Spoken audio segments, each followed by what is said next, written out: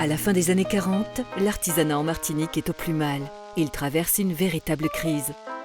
La fermeture d'ateliers, le désarroi des artisans sont les signes visibles d'une profession menacée. En 1950, le groupement des artisans martiniquais voit le jour. Le mouvement artisanal fait corps pour être plus fort. Il va s'attaquer au chantier de la reconstruction d'un artisanat made in Martinique. 20 ans plus tard, la création de la chambre de métier va aboutir.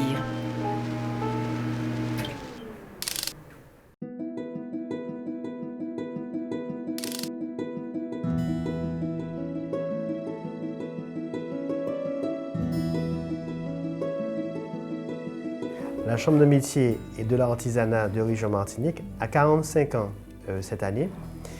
Elle est née d'une volonté des artisans en fait de créer une structure pour répondre à un besoin des corporations. Il faut savoir que dans l'artisanat, nous sommes pratiquement 250 métiers, 4 gros secteurs, le bâtiment, l'alimentation, les services et la fabrication. Et ces artisans avaient besoin d'une institution pour pouvoir défendre leurs intérêts.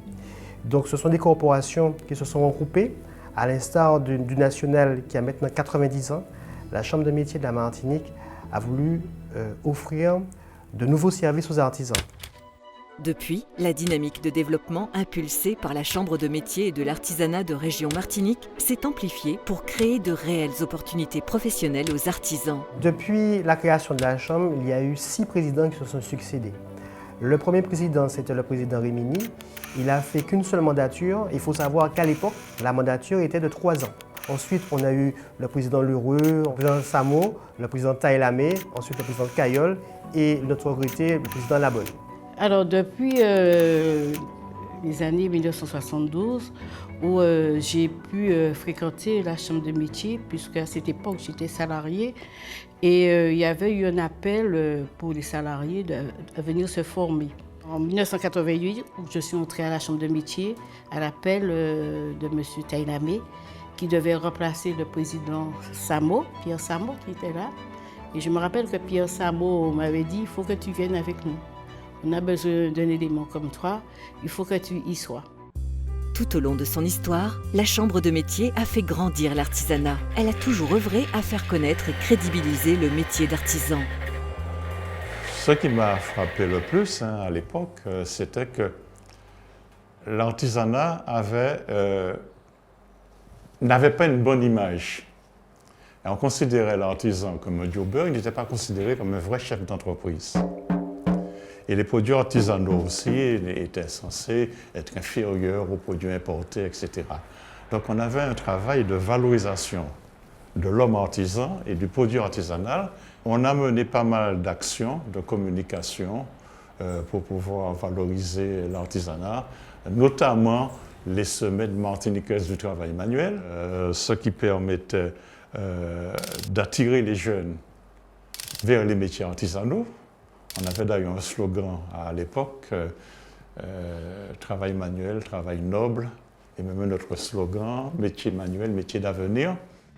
Hisser au plus haut le drapeau de l'artisanat martinique, c'est cette passion et cette volonté d'action qui ont porté pendant 45 ans les dirigeants et les équipes de la Chambre de métier et de l'artisanat de Martinique. Depuis plusieurs décennies, la dynamique entrepreneuriale artisanale est reconnue, avec une implantation dans le tissu économique qui est incontestable. Donc 2000 artisans en 1970 pour atteindre maintenant 11 000 artisans. 11 000 artisans, c'est un beau score parce qu'en termes de densité, la Martinique, la Guadeloupe, nous avons une très forte densité en termes d'artisans par le nombre d'habitants. Je suis partie en 1973 faire mes études d'art floral à Paris. Après 40 ans d'exercice, c'est un métier extraordinaire, un métier où on s'épanouit, un métier où on s'exprime. Et puis le plaisir de faire du beau, voilà, et de faire plaisir aux clients, d'amener à la clientèle un moment de bonheur à travers les fleurs. Alors la Chambre syndicale des artisans fleuristes se bat tout d'abord pour la formation de ses membres. Nous sommes une vingtaine, aussi bien au niveau gestion, au niveau informatique et aussi le cœur de notre métier en art floral. Bon, maintenant, nous nous battons aussi pour, j'allais dire, les ventes sauvages, puisqu'il y en a beaucoup, L'une des missions de la Chambre de métier était de structurer les différentes filières artisanales.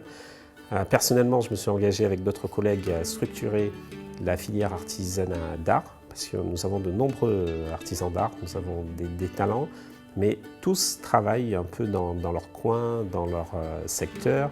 Et en moins d'un an, donc, nous avons créé une organisation professionnelle, rassembler les artisans d'art, commencer à les former.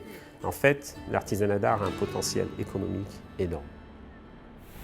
L'accompagnement des entreprises artisanales, le soutien de leurs organisations professionnelles sont au cœur des missions de la Chambre de métier et de l'artisanat de Région Martinique. Ce sont de vrais professionnels. Au départ, nous avions une dizaine d'organisations professionnelles. Actuellement, nous en comptons une vingtaine dans tous les secteurs. Donc cela montre qu'il y a un fort dynamisme dans l'artisanat. La Chambre nationale, la CNATP, qui est la Chambre nationale des artisans et travaux publics, qui existe déjà depuis plus de 11 ans. Donc on représente le secteur travaux publics, comme son nom l'indique, travaux publics et paysagistes. Donc l'intérêt, c'est de promouvoir, défendre les intérêts de ces artisans. Donc aujourd'hui, le secteur est en panne économiquement, donc il faut trouver de nouvelles restructurations pour former, je dirais, les artisans du BTP et paysagistes de manière à pouvoir répondre au marché quand les choses iront mieux. Au fil des années, avec la mutation du secteur artisanal, l'administration de la Chambre s'est adaptée aux nouvelles exigences du marché pour être au plus près des artisans et de leurs organisations professionnelles. Nous sommes passés de 2000 à 11 000 artisans. Il faut leur offrir des services et donc il fallait des moyens humains pour pouvoir les accompagner. Et nous comptons actuellement une trentaine de collaborateurs sur le siège et 70 collaborateurs formateurs pour la plupart sur le centre de Rivière-Salée. J'ai 37 ans d'expérience professionnelle à la Chambre de métier. Je suis rentrée le 1er août 1978. Ma première mission, c'était le rapprochement des fichiers de la Chambre de métier avec les services fiscaux. Le siège de la Chambre de métier a été construit en 1980 et nous avons regagné ces locaux-là à partir de 1982. À ce moment-là, j'ai été affectée au service de la formation continue. Aujourd'hui, je suis mise à disposition du Conseil de la formation. Avec l'appui du réseau des chambres de métier, les élus de la Chambre ont restructuré leur administration pour lui assurer une meilleure lisibilité et une force opérationnelle plus attractive et plus réactive. Pour cela, il faut que la Chambre elle-même soit bien organisée. Et c'est la mission qui m'a été confiée. Il y avait des énergies, il y a du dynamisme. Ce qui manquait, c'était tout simplement la coordination afin que chacun ne joue plus sa partition, mais que nous jouions ensemble afin que nous soyons visibles dans les actions plus cohérentes que nous pourrions mener. Donc la direction du développement économique qui accompagne les entreprises de la création, de l'idée même de création d'une activité jusqu'à la cessation de l'activité. Nous avons des prestations gratuites telles que le pré-diagnostic qui consiste à un état des lieux rapide de l'entreprise pour avoir une vision globale. Et nous avons des prestations payantes étudiées pour nos ressortissants et qui sont à des prix très attractifs. Nous avons une expertise reconnue dans notre réseau qui fait qu'aujourd'hui, on apporte une prestation de qualité, une technicité à nos ressortissants. Nous voulons que nos ressortissants aient confiance dans leur chambre de métier et de l'artisanat.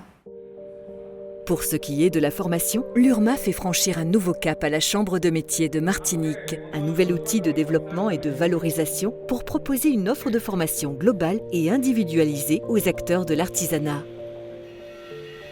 Notre outil de formation, qui est l'Université régionale des métiers, s'adresse aussi bien aux artisans qu'à leurs salariés, qu'à des personnes aussi demandeurs d'emploi voulant s'orienter vers l'artisanat, et bien sûr la formation des apprentis, qui vont être formés en alternance. Donc aujourd'hui, être un artisan, c'est être un expert. Et être un expert, c'est se former. C'est de la formation continue, permanente, à des niveaux de plus en plus élevés, de plus en plus pointus. Et notre volonté pour plus tard, c'est que notre outil, donc l'Université régionale des métiers, puisse rayonner sur toute la Caraïbe. Aujourd'hui, je suis étudiante à l'URMA, à l'Université régionale des métiers et de l'artisanat, où je prépare mon brevet de maîtrise. Être un bon artisan aujourd'hui, c'est avoir surtout des compétences. pas seulement dans le domaine coiffeur, mais il faut avoir ses compétences au domaine administratif. Parce qu'il faut surtout savoir bien gérer une entreprise. Si vous ne savez pas la gérer, même si vous savez coiffer, mais la gestion est très importante aussi. Mise en place depuis 2012, l'Université régionale des métiers de l'artisanat apporte une vraie valeur ajoutée dans le parcours de formation des étudiants des métiers. Elle élargit leur champ des possibles. J'ai participé au concours des Olympiades de métiers qui m'a permis d'avoir une nouvelle expérience de mon métier où j'ai pu me frotter à la championne de France qui m'a montré de nombreuses techniques en termes de coloration, en termes de coupe, coiffage. Et je peux dire que je suis sortie grandie de ce concours parce que j'ai appris beaucoup de choses. Dans l'URMA, donc dans l'Université régionale des métiers de l'artisanat, dans ce concept, on va retrouver plusieurs dispositifs de formation. Le premier dispositif qu'on va retrouver, c'est ce qu'on a, le centre d'aide à la décision. Pourquoi? Parce que entrer dans le dispositif URMA, c'est d'abord se positionner, d'abord inscrire un parcours, etc. Et après, on voit si vous allez vers de la formation continue ou vers de l'apprentissage. Les deux autres pôles qu'on va trouver, c'est le centre de formation d'apprentis ou l'espace formation continue. Et nous travaillons aussi donc, au niveau de l'URMA avec l'ensemble des organisations professionnelles de façon à sortir, et ça c'est la volonté donc, du président de la commission formation, qu'on puisse professionnaliser et répondre aux besoins de chaque organisation professionnelle. Qu'il s'agisse de formation continue ou de formation professionnelle, nous devons, je veux dire, tirer vers le haut l'ensemble de l'artisanat. Les pôles formation de l'URMA ouvrent de nouveaux horizons au monde artisanal, à la recherche de nouvelles compétences et expériences professionnelles.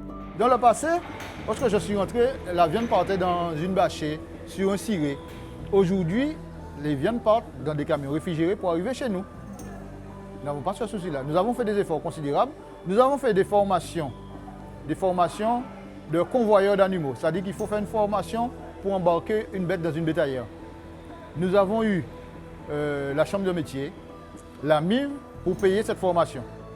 Je peux dire que nous avons déjà travaillé énormément et que nous continuerons à le faire. Tant qu'on peut le faire, on va le faire. Aider les jeunes. Je veux justement préserver cette profession pour laisser un héritage à nos jeunes de demain. Aujourd'hui, le prothésiste dentaire martiniquais, c'est un artisan qui fabrique sur place toutes les prothèses dentaires qu'il livre aux chirurgiens dentistes avec qui il travaille. Il faut que le martiniquais, il faut que le chirurgien dentiste fasse confiance à son prothésiste.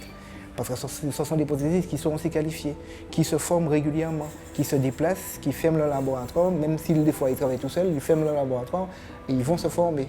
Ils font soit des stages ici à Martinique, des fois c'est organisé par la Chambre des métiers, ou bien des fois ils prennent sur eux-mêmes, ils ferment le labo et ils vont se former là où il faut se former. Ils font différents stages, différentes formations techniques pour apprendre à utiliser, se mettre à jour constamment. La Chambre de métier fait partie d'un réseau de 110 chambres de métier. Le réseau nous permet de former des artisans avec la certitude que ces artisans-là, quel que soit l'endroit où ils sont formés, ils ont le même niveau de qualification, la même exigence sur les métiers. L'échange de moyens, d'expériences et de pratiques avec les chambres de métiers des Antilles-Guyane est un atout. Il bonifie les relations partenariales et c'est aussi un enrichissement pour les équipes. Donc les chambres de métiers se sont regroupées pour pouvoir créer la conférence permanente Antilles-Guyane. Au sein de cette entité, nous avons réfléchi pour pouvoir mutualiser pour certaines fonctions et la Guadeloupe et la Martinique ont été beaucoup plus loin. Et nous avons décidé en 2014 de mutualiser notre secrétaire général pour pouvoir diriger les services. À notre dernière assemblée générale, nous avons pu signer 5 contrats de partenariat.